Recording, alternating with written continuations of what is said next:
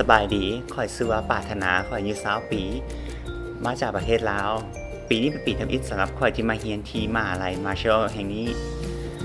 ข่อยรู้สึกว่า Intro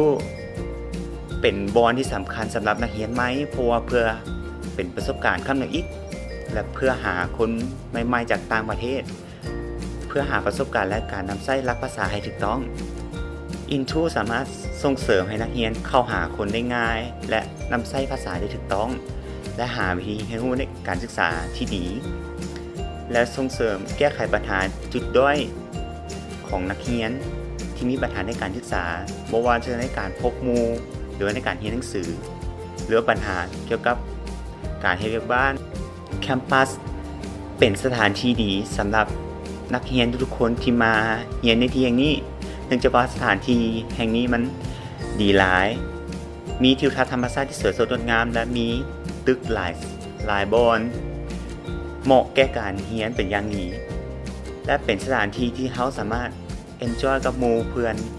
ในทุกๆสถานที่บ่ว่าจะอยู่ในปีเดียวกันหรือคนต่างชาติด้วยกันห้องเรียนที่ค่อยมากที่สุดก็คือในการอ่านหรือว่า reading เพราะว่าในการอ่านนี่มันซอยค่อยได้มีความคิดในการสนทนาและเฮ็ดให้ค่อยได้พบกับหมู่เพื่อนใหม่ๆเพื่อนำใช้ภาษาอังกฤษในการสื่อสารเพราะว่าทุกคนในที่แห่งนี้มาจากหลายประเทศพวกเขามีภาษาที่แตกต่างกันแต่เขามีจุดศูนย์กลางในการใช้ภาษาคือภาษาอังกฤษเลยมันเป็นประโยชน์ในการใช้ทักษะในการเว้า Intro Professor เป็นบุคคลที่มีประสบการณ์ในการสอนบ่ว่าคนภายในหรือภายนอกพวกเพิ่นจะส่งเสริมให้นักเรียนมีเป้าหมายและประสบผลสำเร็จในชีวิตในการเรียนบ่ว่าจะในปุ้มแบบเรียนหรือว่าในชีวิตตัวจริงเพิ่นก็จะส่งเสริมให้เราได้หาทางเพื่อประสบผลสำเร็จในชีวิตของตน LRC หรือว่าห้องติวเตอร์สำหรับนักเรียน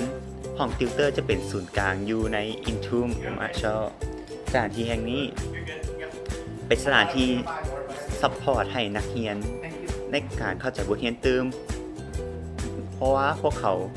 จะมีติวเตอร์ในการอธิบายบทเรียนให้หมู่เพื่อนนักเรียนทุกคนบ่ว่าระดับใดก็ตามพวกมันจะส่งเสริม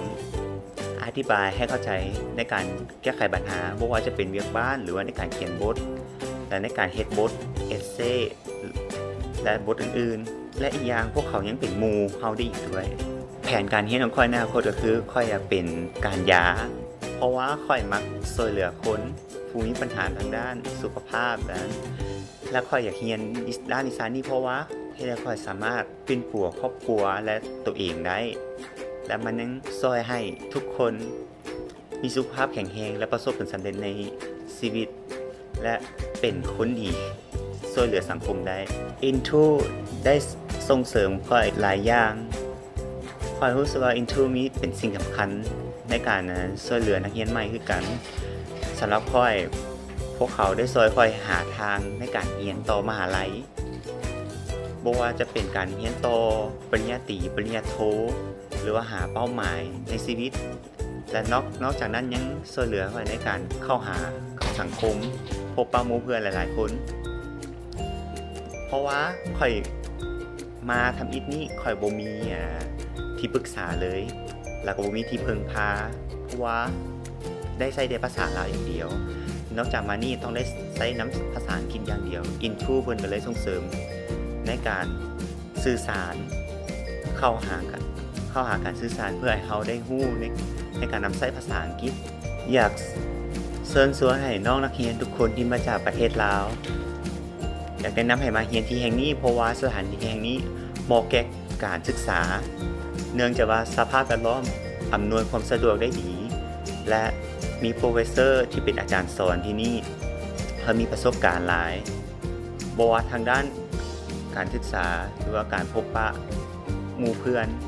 ก็ส่งเสริมให้เราได้ประสบผลสำเร็จ